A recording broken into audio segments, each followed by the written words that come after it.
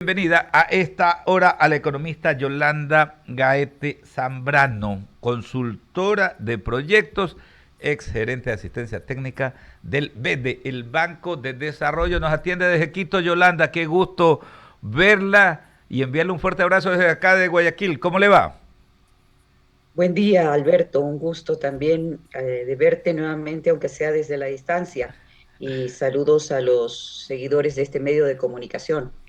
Les había adelantado a ellos que precisamente íbamos a abordar esta temática, lo que tiene que ver con el tema de saneamiento en nuestro país. En el marco de las políticas públicas, siempre anotamos en este medio, aquí en Radio I99, el hecho de que es prioritario, ¿no? Para sentar las bases de desarrollo en cada ciudad, contar con los servicios de infraestructura y saneamiento básico. Llámese tener la dotación y cobertura de agua de consumo humano, agua potable, tener el alcantarillado sanitario, el pluvial, tener una excelente recolección, tratamiento y disposición de las basuras. A partir de aquello yo creo que las ciudades, las colectividades pueden ir sentando esas bases de desarrollo. Esto es así, ¿no?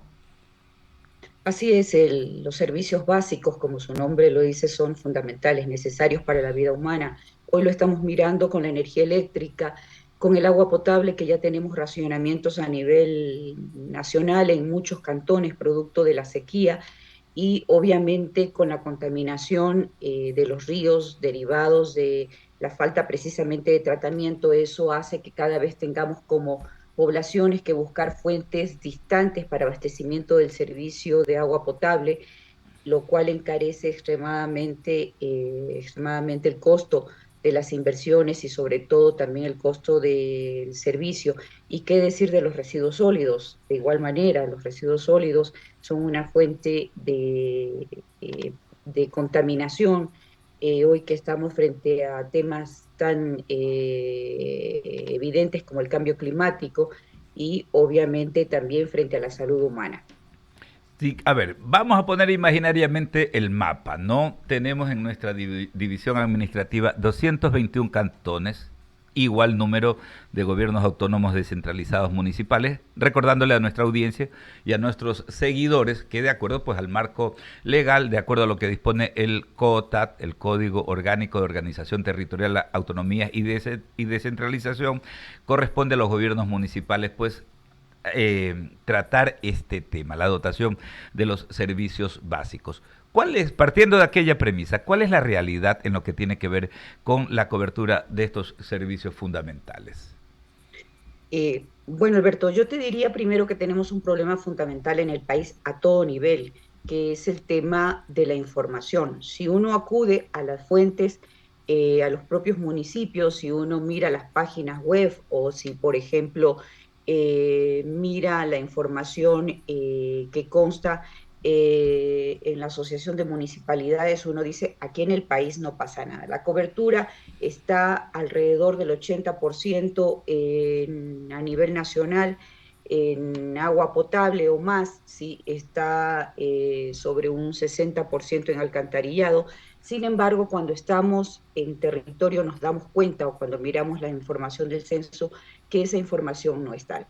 Entonces, la otra es que podemos tener, y esta es fundamental, podemos tener la infraestructura, es decir, podemos tener una planta de tratamiento, podemos tener redes, pero ¿qué es lo que pasa en la práctica? Que esa agua que en teoría nos está llegando no cumple aquellos parámetros necesarios para garantizar la salud de la población.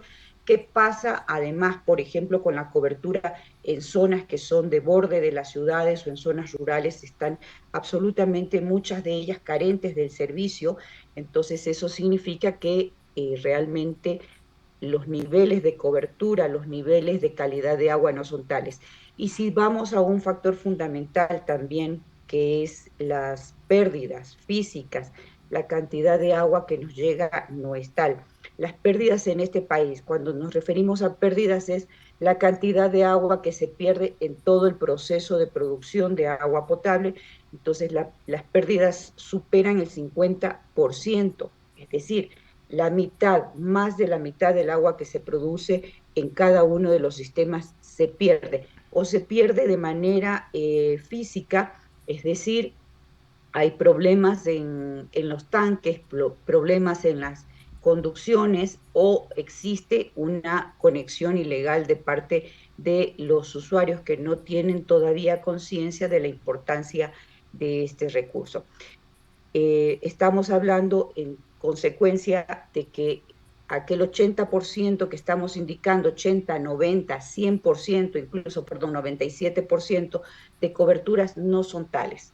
En alcantarillado mucho menos, porque el hecho de tener el alcantarillado no significa que el problema está resuelto y es también un asunto frente al cual la población no tiene conciencia. Somos de alguna manera conscientes de aquel problema que lo vemos, que lo sentimos directamente, pero ¿qué pasa con las aguas que no son tratadas en este país? Esas aguas van a parar a cauces de agua o a cauces de ríos. Esos ríos llevan esa agua a la población siguiente y el problema es de las poblaciones siguientes, es nuestro y es de las poblaciones siguientes. Solamente para darte un dato, existen más de 550 plantas de tratamiento de aguas residuales en este país. Si uno dice, el número es súper alto, ¿no es cierto? Considerando que hay 221 municipios, no significa que hay una planta por municipio, porque todo depende de las características geográficas, topográficas del suelo. Pero si tenemos 551 plantas, uno no se imagina que apenas el 20% de las aguas realmente que llegan a los cuerpos de agua es tratado. Es decir, estamos contaminando esas fuentes hídricas que se necesitan o que necesitan otras poblaciones para su propio consumo o en su defecto que se necesitan para las actividades agrícolas. Estamos consumiendo agua que no es la adecuada para las actividades Ahora, humanas. claro, ahora identificamos ya ese problema. Lo primero, la data, ¿no? Que es fundamental para tomar decisiones. O sea, no tenemos pues una información que debería ser más técnica y más real, más sincera. A veces vemos que hasta políticamente se utiliza el tema, ¿no? Yo por quedar bien, como estoy en funciones, digo, no, pues yo, o mi cantón tiene la cobertura del 80%.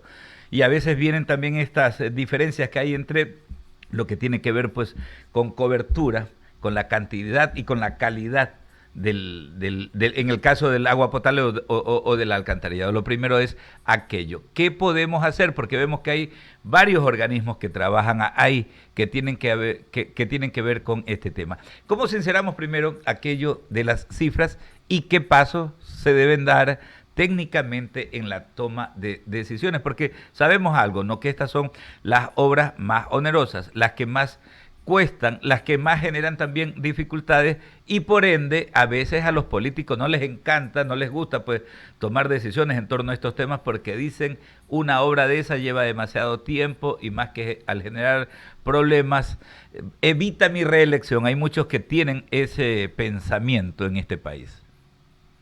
Sí, bueno, yo diría que una de las primeras decisiones que debemos tener o tomar todos los ecuatorianos, yo creo que es un problema nacional entender que la información es valiosa y que la sinceridad, que transparentar la información es necesaria para saber dónde está el problema y cuáles son las soluciones que como país necesitamos.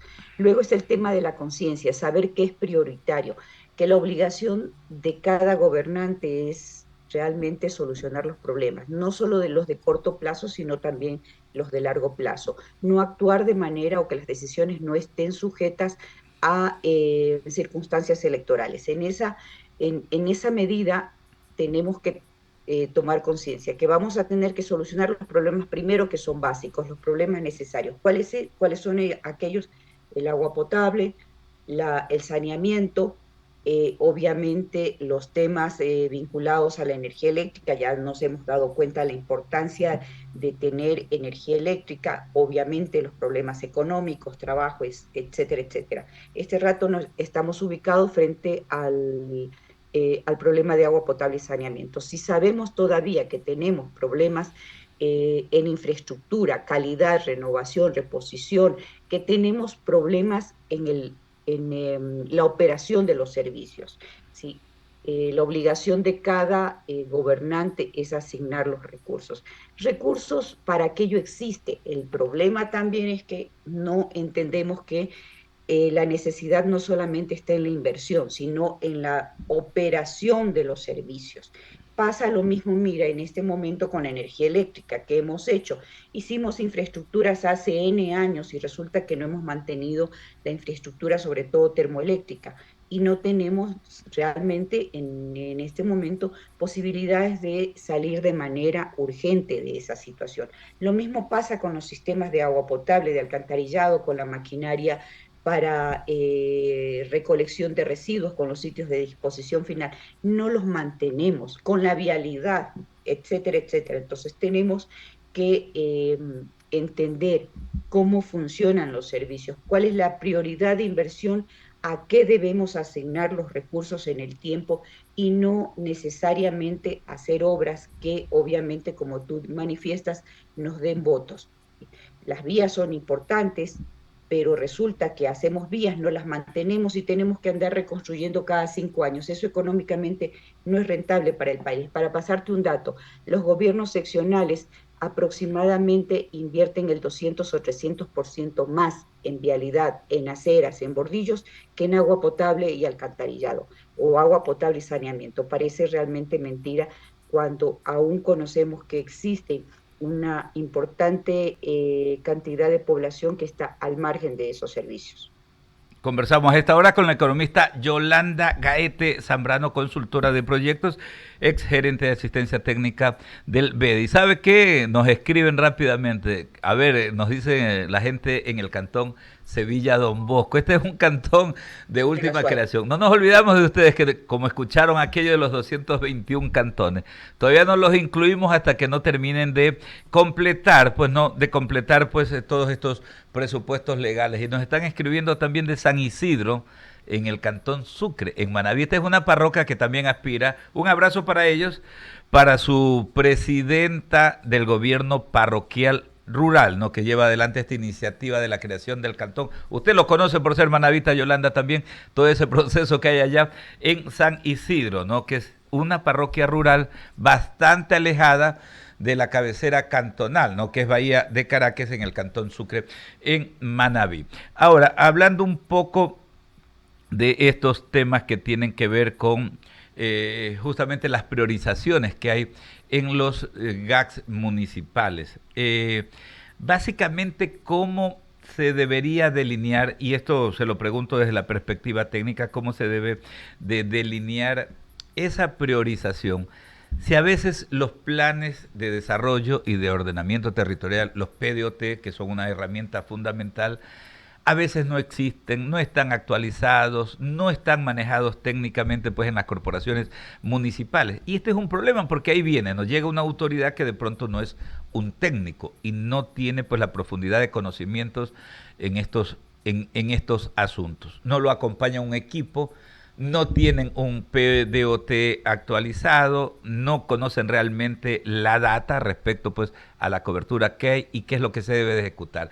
¿Cuál es la recomendación técnica ahí, economista? Bueno, tenemos que tener conciencia de que existen muchos municipios que están sufriendo un proceso de vaciamiento, es decir, una migración fuerte a ciudades grandes, o que simplemente no tienen las condiciones, no existen universidades, centros de educación superior que permitan a la población joven prepararse, enfrentar estos problemas. Y obviamente la población que está en ciudades intermedias grandes difícilmente quieren volver a esas poblaciones pequeñas. ¿Qué se debe hacer en este caso como Estado, más allá de tomar las políticas necesarias para impedir o para detener ese proceso de vaciamiento? Es el apoyo de las instituciones de los niveles superiores, me refiero, por ejemplo, al Ejecutivo, a la Secretaría de Planificación, a los propios gobiernos provinciales, apoyar a esos municipios para que efectivamente esos procesos de planificación no sean una copia de los planes que se hacen en N municipios. Cuando uno mira los planes, muchas veces son la copia de la copia de la copia, todos son iguales, todos tienen los mismos problemas, las mismas soluciones, los mismos proyectos. No hay realmente una planificación enfocada a los problemas en cada territorio, a esas necesidades, a esas prioridades que tiene cada cantón, cada parroquia. Debe haber ese apoyo, debe haber ese mancomunamiento, ese esfuerzo conjunto, entendiendo que el Ecuador debe salir totalmente, consolidadamente de ese nivel todavía que estamos de desarrollo para llegar a metas superiores. No podemos tener centros urbanos o territorios con un desarrollo muy superior y otros con un desarrollo todavía muy pequeño. Entonces es necesario que exista ese apoyo, ese esfuerzo conjunto desde lo nacional o desde los territorios grandes. La otra es que de alguna manera cuando se producen estos cambios de gobierno exista también desde la propia Asociación de Municipalidades, desde el propio Banco de Desarrollo, desde las instancias nacionales, ese esfuerzo de capacitación, de acompañamiento para que las nuevas autoridades puedan entender cómo se gestiona la administración pública, cuáles son las prioridades, cuál es esa vinculación entre la planificación y los recursos, porque muchas veces planificamos lo que no podemos ejecutar. No tenemos idea de que hay una relación necesaria entre las necesidades, la planificación y los recursos económicos que tiene cada territorio y obviamente también los recursos técnicos para que lo que planificamos se ejecute. Tenemos que entender que la planificación quizá es el elemento fundamental primero que tenemos que abordar para que la administración, para que los proyectos, las acciones públicas se hagan realidad. Claro, y usted mencionaba algo también, ¿no? Las autoridades, o sea, precisamente reciben el apoyo popular para, al cumplir un mandato, tomar decisiones, pero decisiones que deben de ser tomadas con racionalidad y con mucha responsabilidad. A veces creemos que con el populismo, con asumir estas posiciones clientelares también, ¿no? Nos metemos a la gente en el bolsillo y aseguramos la reelección. Por ejemplo, digo esto, ¿no? Porque hay quienes defienden, no es que el agua o el alcantarillado tiene que ser gratis, pero se pierde la perspectiva justamente de que eso de gratis está bien para 1, 2 y 3 meses, pero en el tiempo no se puede sostener un servicio, ¿no? Porque precisamente se requieren los recursos, la tasa de retorno para darle sostenibilidad a ese servicio, ¿no? Eh, Alberto, el recurso, el dinero público no crece en los árboles, ¿sí? El recurso público viene de los ciudadanos, del pago de impuestos, del pago de servicios, de la extracción de recursos naturales, pero eso es limitado, eso sirve para establecer una política de equidad, de solidaridad, pero los servicios cuestan, la inversión cuesta y hay que pagarla. No hay peor servicio que el que no se tiene. Lo estamos mirando nuevamente con la energía eléctrica. ¿Qué pasa cuando no tenemos servicios de energía eléctrica? Tenemos que comprar un generador, tenemos que hacer inversiones en casa y eso seguramente cuesta mucho más que lo que pagamos en un año por el costo de la energía. Y en el agua es igual y en el alcantarillado es igual. El costo por metro cúbico de operación, mantenimiento y de inversiones básicas es superior a $1. Y el precio que estamos pagando a nivel país con seguridad no llega a 40 centavos por metro cúbico. En promedio estoy hablando, ¿sí? ¿Qué significa? Que tenemos un déficit enorme. Con esos recursos no podemos ni siquiera hacer un tratamiento adecuado. ¿Qué pasa si no tenemos la calidad de agua adecuada? Simplemente la población se enferma. ¿Y qué pasa? ¿Quién paga esas cuentas médicas? La propia gente. Y si no puede llegar a un médico, si no puede tener el servicio de salud, simplemente su salud se deteriora y ya no es un ser humano productivo en toda su potencialidad. Entonces tenemos que darnos cuenta que tenemos que reconocer que los servicios públicos cuestan, pero del otro lado también tenemos que reconocer como instituciones públicas que tenemos que ser eficientes. La obligación de todas las entidades y de todas las personas que hacen gestión pública es entender que la eficiencia es fundamental para la prestación de los servicios. No podemos hacer de cada entidad pública una bolsa de empleos. Correcto. El gasto más importante o el mayor gasto que hacen las instituciones públicas y en particular los gobiernos locales son remuneraciones. Las hemos convertido en bolsas de empleo. Puedo entender que en ciudades pequeñas, en poblaciones, en municipios con una población pequeña, los alcaldes se vean abocados a decir, ok, les doy trabajo, pero no es esa la solución. Por Los supuesto. municipios, los Sí, gobiernos locales no están hechos para ser bolsas de empleo, están hechos para prestar servicios, para generar desarrollo. sí, causa pues estupor. Yo veo acá empresas públicas que tienen gerentes generales. Para mí eso es algo increíble. Y claro, es para justificar un sueldo, ¿no? El sueldazo que tienen algunos. Economista, no quiero terminar sin preguntarle lo otro, ¿no? Que es importantísimo. Esta amenaza que tenemos por lo del cambio climático. Terminamos de entender, yo vengo sosteniendo desde hace algunos días, ¿no? La necesidad de que deberíamos los ecuatorianos, el Estado ecuatoriano, la sociedad civil, entendido pues todos los diversos sectores deberíamos de ponernos una tarea para el 2025 y esto es de emprender una campaña nacional de reforestación porque es necesario. Ya vemos el tema de la crisis energética, las faltas de lluvias. Creo que no terminamos de sintonizarnos en lo que va a pasar con el recurso agua para consumo humano.